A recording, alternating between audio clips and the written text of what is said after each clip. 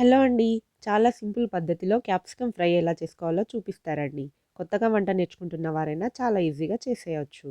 First stove పైన pan పెట్టుకొని అందులో 1 టేబుల్ స్పూన్ ఆయిల్ వేసుకోండి.